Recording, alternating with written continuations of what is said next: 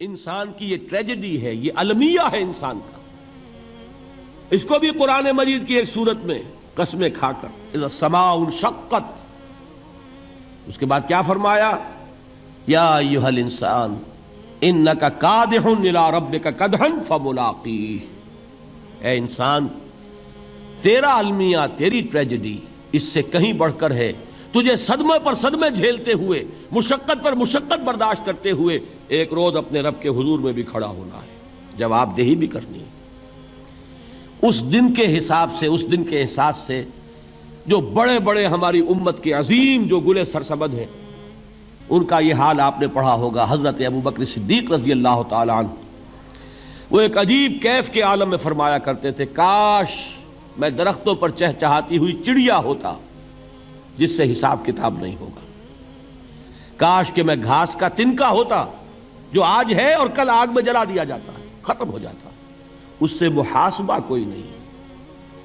وہ جس کے احساس سے کہ حضرت عمر جو ہے اپنے انتقال کے وقت سخت بے چین تھے. ان کے بیٹے حضرت عبداللہ ابن عمر رضی اللہ تعالی عنہما نے ان کا سر جو ہے وہ اپنے زانوں پر رکھ لیا تو کہا نیچے ڈال دو.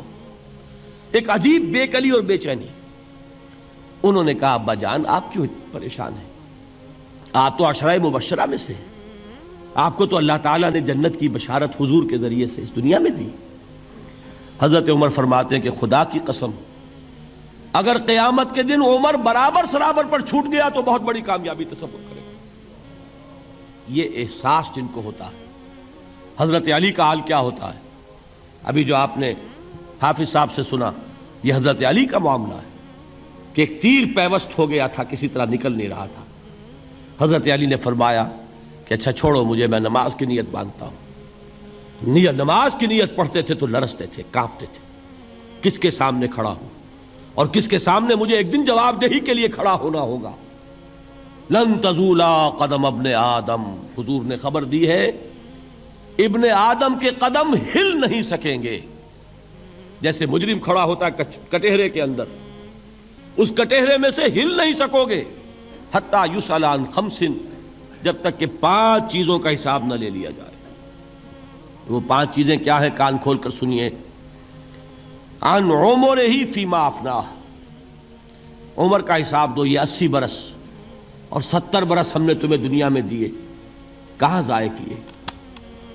وعن شبابہ فیما ابلاہ، اور خاص طور پر جوانی کا دور، امنگوں کے دن، ولولے ہوتے ہیں، قوت ہوتی ہے، توانائی ہوتی ہے، آدمی چلتے ہوئے زمین پر پاؤں مارتا ہے، قوت جو ہے وہ اپنا اظہار چاہتی ہے. یہ جوانی کہاں گلائی؟ حساب دو، ایک ایک لمحے کا حساب دو. وَعَن مَالِهِ مِنْ أَيْنَ اكْتَسَبَهُ وَفِيمَا أَنْفَقَهُ، ایک ایک پائی کا حساب دو. مال کا کہاں سے کمایا تھا، حلال سے کہ حرام سے، اور کہاں خرچ کیا تھا، گل چھروں میں، عیاشیوں میں، یا نیکی کے کاموں میں، ادائے حقوق میں، اللہ کے دین کے لیے. 4 سوال ہو گئے. 2 زندگی کے بارے میں، ایک زندگی پوری بحیثیت مجموعی کہاں کس کام میں لگائی، اور خاص طور پر شباب کا دور کہاں لگایا. 2 سوال مال کے بارے میں، کمایا کہاں سے، حلال سے کہ حرام سے، جائز سے کہ ناجائز سے، خرچ کہاں کیا. اور آخری سوال وعما عمل فیما علم، جو علم حاصل کیا تھا اس میں عمل کتنا کیا.